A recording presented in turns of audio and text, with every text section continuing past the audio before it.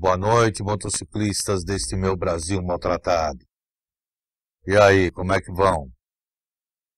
Pela nossa rádio Viagem do Rock, com direção e supervisão técnica de Roberto Leal, estamos iniciando mais um programa da série Na Estrada com Marcão. Apesar do terremoto que anda rolando em Brasília, né? Vamos lá. No programa passado, eu falei sobre os vários tipos de moto. E hoje vou dar uma rematada nesse assunto. Mas antes quero pedir para vocês não entrarem no barulho forjado do jogo de interesses na cúpula governamental desse país, gente. É só raciocinar um pouco para a gente entender tudo isso, entendeu? A gente vai saber logo que foi uma arapuca plantada e o único beneficiário disso, a gente sabe que é aquele famoso marginal bêbado, de língua presa e 9 dedos. Bem, bora falar de moto, que é o que mais nos interessa, né? Vou falar agora. Eu não devia falar, mas eu vou falar, tá? Porque muita gente vai se sentir melindrado. Mas enfim, vamos lá. Eu vou falar sobre as fanbikes. E eu vou arranjar a discussão que eu sei. Porque tem muita gente que confunde fanbike com as Big Trail. E elas diferem na essência. As fanbike, como o próprio nome diz, são motos para se divertir, para se curtir uma boa pilotagem, não é? Sem que se tenha que modificar a moto. Isso é uma vantagem para quem quer se divertir. Existe a possibilidade de modificar uma moto de série e transformar numa fanbike. Mas nós temos no mercado motos de série sem que precisem ser modificadas. Elas vêm de fábrica com essa característica. E aí vem a controvérsia. Porque elas têm o jeitão das trail, visualmente mais ou menos assim, né? Mas não foram projetadas por fora de estrada. Tanto isso é verdade, que as fanbike vêm equipadas de fábrica com pneus on-road, como as Street e as Naked. Também as suas suspensões são bem mais limitadas que as das trail. São motos muito confortáveis, é verdade, têm boa ciclística e possibilitam um bom volume de bagagens numa viagem, mas foram feitas para rodarem sobre um bom asfalto, e só. As suas cilindradas variam entre 250 e 1.400 centímetros cúbicos. E nessa família, a gente pode citar, entre outras, a XR300, as V-Strom 650 e 1000, as KTM Duke 690 e 750, a Aprilia Pegasus 650, a Duna 600 da Trax, a Freewind 650, a TDM 850 e a Verse 650. As Roadster aliam, na grande maioria das vezes, o visual e a posição de pilotagem das Custom, com o alto desempenho das Naked. E até, algumas delas têm o desempenho até de motos esportivas. Tem cilindradas acima de 900 cc, mais ou menos, na maioria das vezes. No Brasil, há poucas de série, como as Harley e as Triumph. As Pocket Bikers são motos de bolso, como o próprio nome diz. São mini-motos de alta performance voltadas para o público adulto. Em sua maioria possuem entre 13 e 15 cavalos e suportam até 120 kg de peso. As Underbone são motos de dimensões reduzidas, geralmente com câmbio semiautomático. Elas têm baixa cilindrada, mais ou menos, na maioria das vezes, abaixo dos 125 cc, Tem pouco desempenho, mas ele é compensado pela pouca manutenção e pelo baixo consumo, aliás, baixíssimo consumo. As motos Baby eram motos das décadas de 20 e 30 do século passado. Elas eram caracterizadas por serem bem rústicas, muito rústicas, sem amortecedor traseiro, que a gente chamava de rabo duro, e com o centro de gravidade bem baixo. Seu tom de pintura era peculiar, bem peculiar, porque elas na pintura delas, eram utilizadas até 12 camadas de tinta, algumas até 15. Dentre elas, a mais famosa é a Índia. A Índia, que tem toda uma história e tal, né? Tem um background maravilhoso. Há também vários tipos de moto fabricadas para usos bem específicos. E alguns desses tipos eu vou relacionar aqui agora. As motos com sidecar ou com caçamba triciclo, existem as duas. Existe moto com sidecar e outras vezes existem umas adaptações com uma caçamba triciclo. Elas são operacionais e têm uso totalmente voltado para o trabalho, para o transporte de cargas e serviço de entrega, normalmente. São motos de baixa cilindrada. Pode ser que alguém tenha feito alguma adaptação com motos de média ou alta cilindradas, mas no mercado a gente encontra à venda as motos de baixa cilindrada. Para esse fim, evidentemente. As motocar, conhecidas em quase toda a América Latina, tem muitos países por aí, elas são conhecidas como tuk-tuk. São triciclos leves com rodas grandes e finas ou com rodas pequenas, iguais às de scooter. São carenados ou semi-carenados com capotas de lona, na maioria das vezes, e se prestam para o serviço de táxi. São muito interessantes, muito econômicos, eficientes e muito baratos. Inclusive as suas tarifas, para quem se utiliza desse tipo de transporte, são tarifas muito baratas.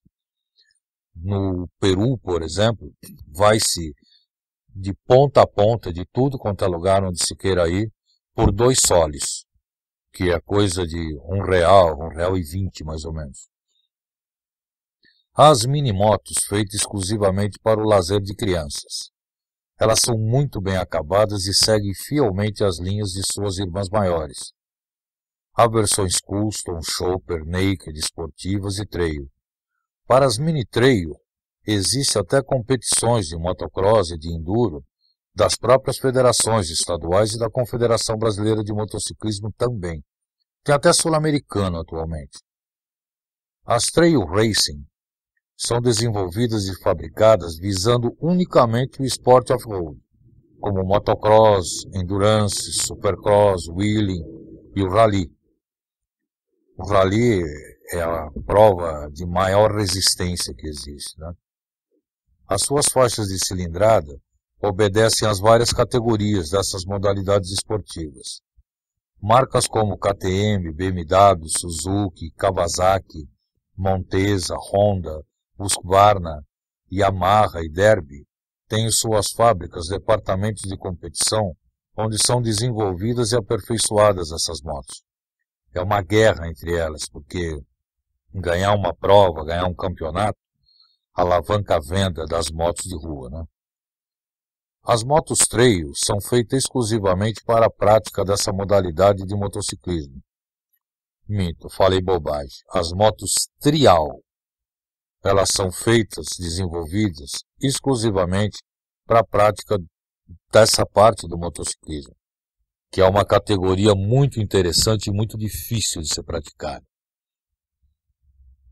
O trial necessariamente tem motos leves de baixa e média cilindradas com um pequeno tanque de combustível que é incorporado ao quadro ou chassi.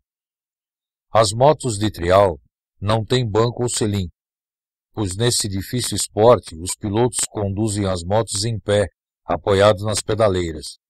As marcas mais famosas dessas motos são a Sherco, a TRS, a Beta, a Ossa, a Scorpa e a Montesa. E a GasGas é a mais popular dentre todas elas. GasGas é espanhola, assim como a Montesa. As snowbikes, como o próprio nome revela, são motos para serem usadas na neve. São basicamente de 3 tipos.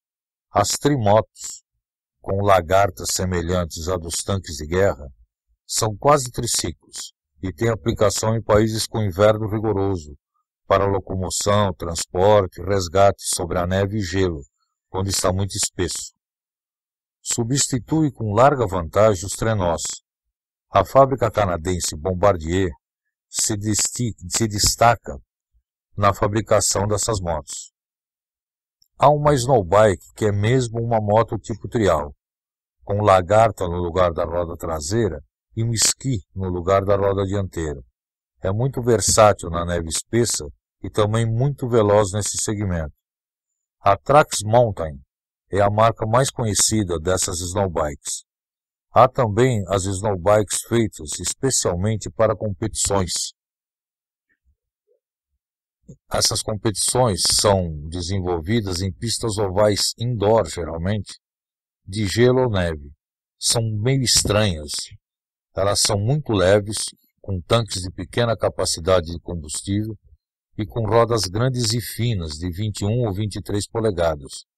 São equipadas com pneus especiais com pregos na banda de rodagem para que elas possam tracionar bem. É uma loucura esse tipo de prova, uma loucura.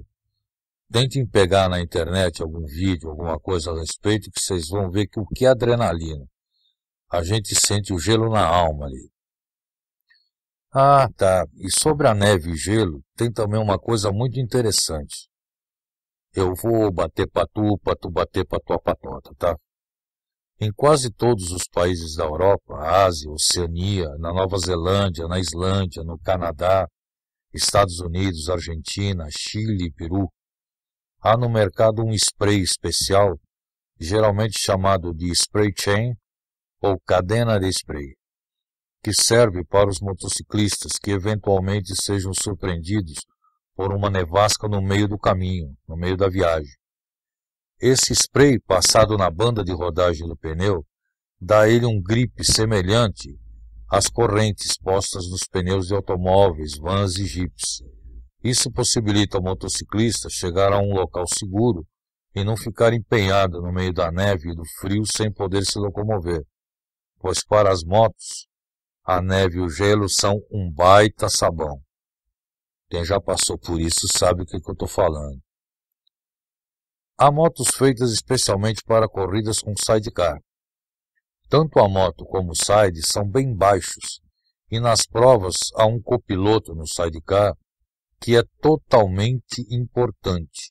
Ele é de vital importância, porque nas curvas é ele quem comanda o pêndulo para contrapor a força centrífuga e centrípeta, eventualmente, claro. Para deficientes físicos, há motos adaptadas artesanalmente, algumas com alavanca de câmbio na mão, mas a grande maioria é transformada em triciclos muito criativos. São baixos e eficientes. Há adaptações com rodas duplas na frente e também atrás. Algumas adaptações contemplam um suporte para encaixe de muletas ou cadeira de rodas. Que eu saiba, o único motoclube que ajuda a desenvolver essas adaptações e que tem como integrantes vários deficientes físicos é o Naja Motoclube, da cidade de Guarulhos, no estado de São Paulo. É o motoclube mais antigo da cidade e um dos mais antigos do país. E que eu saiba, não há outro que integra no motoclube deficientes físicos sem nenhuma restrição. Eles são como todo e qualquer integrante. Eles fazem as mesmas coisas e são tratados da mesma forma. É um exemplo que o Brasil e o mundo deveriam seguir, na minha opinião, claro. Para uso exclusivamente agrícola, a única tentativa no Brasil coube à Rocon, que durante algum tempo produziu em série a Moto Rocon, de tração reduzida e dianteira, com pneus muito largos. Era assim um autêntico trator de duas rodas, mas infelizmente a sua produção foi interrompida precocemente. Atualmente, há no país duas empresas, pelo menos, que adaptam motos de baixa cilindrada, acoplando nelas implementos agrícolas para uso no campo. São muito versáteis, muito práticas, muito econômicas, custo-benefício espetacular, e para o uso da agricultura, principalmente, são fantásticos. E por fim eu cito as motos voltadas para o uso militar, que foram desenvolvidas, na realidade foram adaptadas, durante as duas grandes guerras mundiais. Em algumas guerras regionais posteriores também, como as guerras da Coreia e do Vietnã, houve desenvolvimento desse tipo de moto voltada para os militares. Com exceção da XA750, que foi desenvolvida pela Harley, com base numa BMW capturada pelo exército. Ela foi capturada pelo exército norte-americano e do exército alemão, na Segunda Grande Guerra, e que foi a única Harley com transmissão secundária por eixo cardan e concebida especialmente para a guerra. Que eu saiba, todas as outras eram motos de série com adaptações, e as mais utilizadas eram a Royal Enfield, a Indian, a Harley Douglas, BMW, Zundap, BSA, NSU, Triumph, Ural, DKV e Java. Atualmente, marcas como Honda, Yamaha, Xiling, Ducati, Guzzi, Kawasaki, Harley Davidson e BMW têm versões militares de suas motos. Afora todos esses tipos de moto que eu falei nesse programa e no programa passado, a gente pode finalizar citando estilos de moto que, na verdade, são apenas modificações dos vários modelos de série que a gente falou aqui. Como, por exemplo, as Choppers, as Bobbers, as Cafe Racers, as Muscles, as Rats, além de outras poucas menos votadas. Gente, seguinte, apesar do mês de maio estar acabando, tá no finalzinho, tá apagando as luzes aí, né? E a grande campanha Maio Amarelo também está terminando. Eu quero alertar que no caso dessa campanha, o mês de maio dura o ano todo. Porque, gente, pensa direitinho. Todo cuidado é pouco. Então é preciso e necessário que cada motociclista se conscientize de que segurança é tudo. Vamos sair de moto bem equipados, pilotar com mais atenção e consciência. Vamos ser mais calma, ser mais gentis e solidários, participativos, ser mais sociais, na verdade. A gente tem que se inserir mais no gueto de sociedade onde a gente mora, onde a gente frequenta, motoclube, amigos, enfim. Procurar ajudar, procurar ensinar alguma coisa, principalmente para essa criançada que está aí e está tão desencaminhada já desde pequena, né? Evidente que muitos continuarão a pensar que isso é papo furado, coisa de cuzão, de velho e o cacete a quatro, né? Mas quem pensa assim é o que é o mané verdadeiro, né? Se você quiser se matar, quer saber? Dane-se. Mas se mate sozinho, pô. Não cause a morte ou a deficiência de alguém que não tinha nada a ver com a sua bronca, com a sua falta de consciência, com a sua necessidade de provar alguma coisa para alguém. Para terminar, eu lembro que esse programa tem as suas reprises às quartas-feiras, sempre às 22 horas, sempre pela nossa rádio Viagem do Rock. E me adiantando um pouco, só um pouquinho no tempo, no ano que vem, não confundam urna com penico e não façam novamente uma grande cagada ao votarem. Tá na hora de acordar e aprender a votar, porque depois não adianta ficar metendo pau e jogando pedra 4 anos. Tem que engolir. Fez cagada, engole. Bom, gente, tenham todos um sono reparador.